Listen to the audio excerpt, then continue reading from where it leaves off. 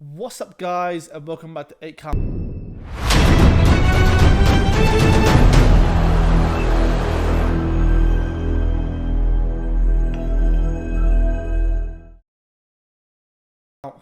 So, guys, you know what?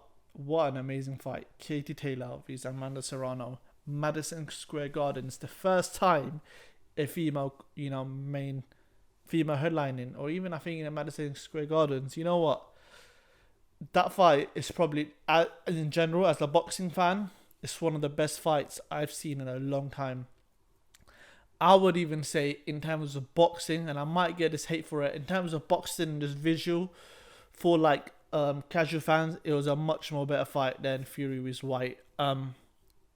Action, drama, you had everything in it, or not drama, but just like from the build up. I had initially thought, my personal opinion, I thought that Amanda will get her, and it did look like at the first round that she had her out and she would stop Katietaylor. But boy, oh boy, Katietaylor, you know what? I realized that woman, she can throw hands. She has the skill. The first 3 rounds, if you see her, God, she was, as soon as like a little step by Amanda, and bloody hell, Katietaylor was throwing 4 or 5 punches, just moving in and out, and just when she could legit beat, and you have to realize that obviously both of their backstories was amazing. Katietaylor, 10 years ago, where she would have to wear a head guard to fight with boys because women weren't allowed. She couldn't fight. I don't know if they weren't allowed, but there was not any women in that division, and she would have to wear a head guard so she can fight boys in amateurs and stuff like that. And look where she's come now, headlining, Madison Square Gardens, and Amanda Serrano getting paid peanuts, and obviously with the help of Jake Paul, now she's both women proper respect. The first 3 rounds, when my sort of analysis was the first 3 rounds, boy oh boy, Katietaylor had it, and then she sort of Amanda started applying the pressure and started catching her.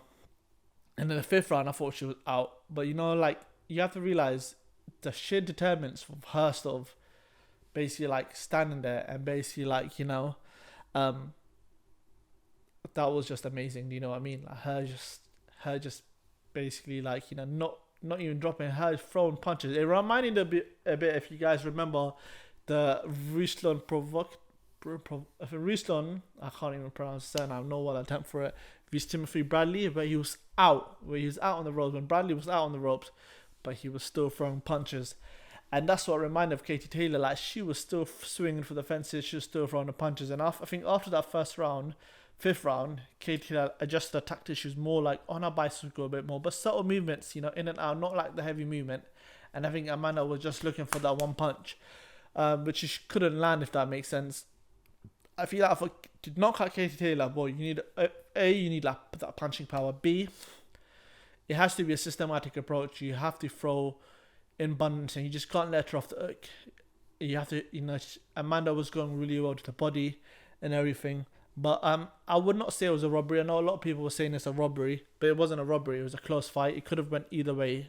It would either been for me. It would either been Katietaylor or a draw.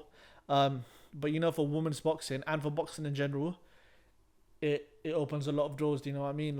I know a lot of, you have to realize in terms of fighting, Ronda Rousey had that effect in UFC, where she was the next sort of great superstar sort of thing. And I remember everyone was crazy about Ronda Rousey, and I think Katietaylor can do the same. She can have that effect, and people tune in. I feel like Eddiehearn and his dazn has done a brilliant job with Katietaylor. The way they've basically pushed her up, promoted her. Obviously you would like to see that more with other sort of fight promotions. I know Frank Warren's got that Olympian with her. I can't remember her name, sorry, but but it would be nice to see more headline fights, more UFC does this. In the UFC model is such a good model, because most of the time whenever they have a headline male fight, they'll put a woman fight on undercard, or even the opposite way, and we need to see that more. I would like to see for instance, next Joshua fight, if it's not in the Middle East, the way how things are in the Middle East, if it's not in the Middle East, you know, Katietaylor v someone, or just like, you know, just for people to start noticing, like, you know, boxing is just not a man's sport, and it's for all of us to witness. And you know, the way they're boxing, honestly, they could be any sort of male on that day. Do you know what I mean? It doesn't really matter.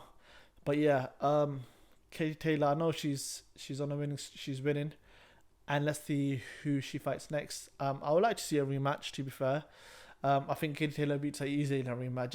I just think like once you beat someone in a rematch, you just sort of work them out easy more, because you know what the strengths are, you know what the things are. I know Jake's trying to push for a rematch, but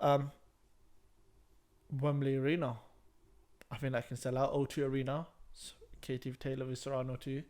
That'd be a good fight, and I think it just is a really good fight for all of us to watch and witness. But yes, guys, if you like the video, please like and subscribe, and it'll be, you know, we really appreciate it.